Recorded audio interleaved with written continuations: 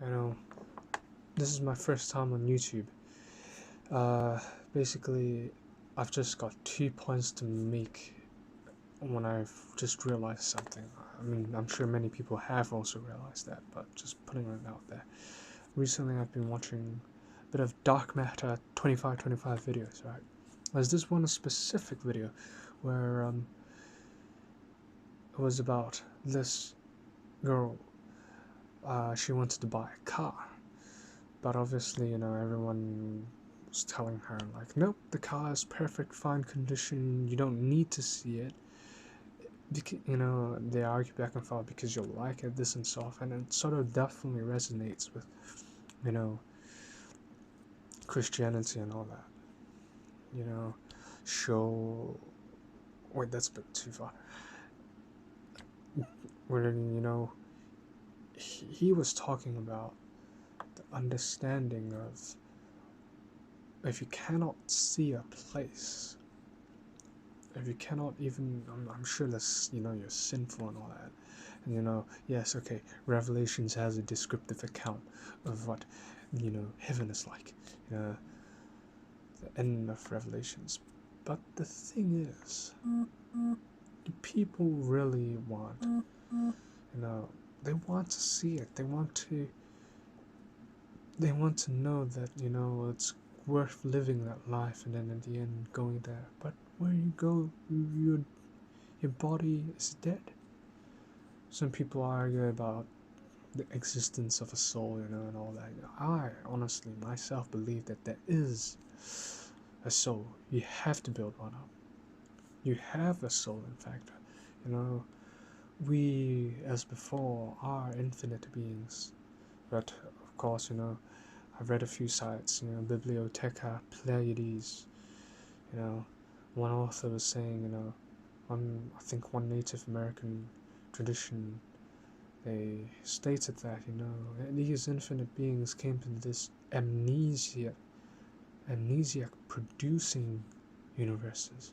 Something, something along the side of SCP, and all that.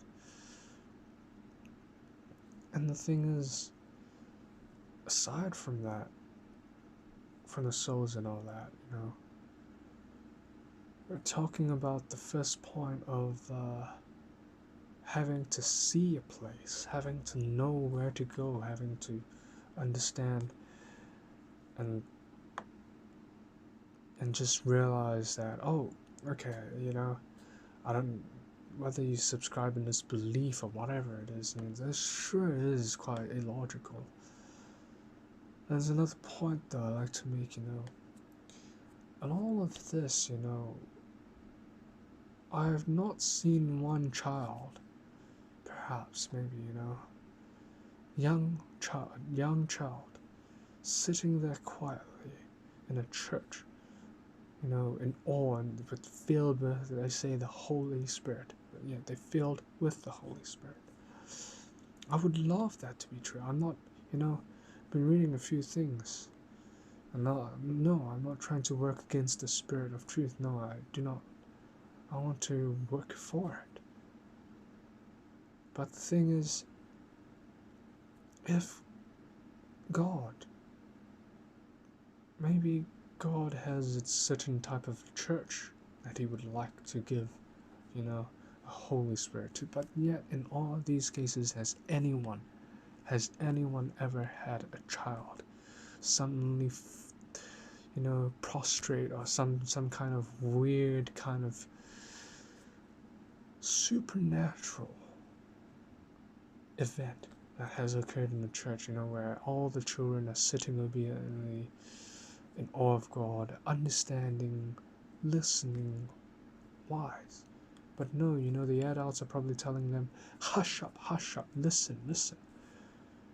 And what if we all killed, what if we all silenced what the kids are really saying, Maybe also that's why I love, actually, my viewpoint.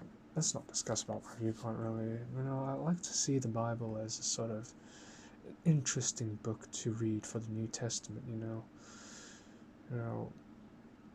a much more simplified version of other religions out there, perhaps the best like to say. But, if that's the case, should it not be happening? Should it not these things be happening? I've witnessed so many things. If anybody can at least tell me about my experiences, the things I've heard from my father. My father, he told me that he used to witness actual demons coming out of, the actual possessions.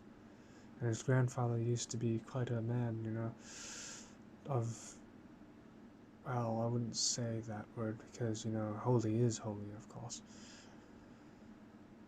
But the thing is, he used to see a vision of a white sword coming out of, very bright sword coming out of his mouth or his whereabouts his body, and, the people spoke in tongues, possessed and all that. And I told myself, all of these things. Maybe I've in my life mind chooses what it wants to see: possession, evil, good. But at the end, what does it all mean, really?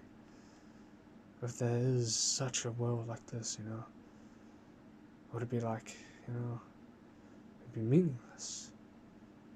Maybe it's in, but it doesn't matter. I'm not here to question about faith or go back, and I don't want anywhere. I just want to know what the first point.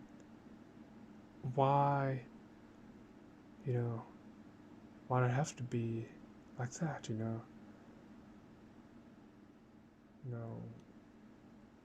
whether you go to the Sheol, the hell or anything, that's not really meaningful, is it?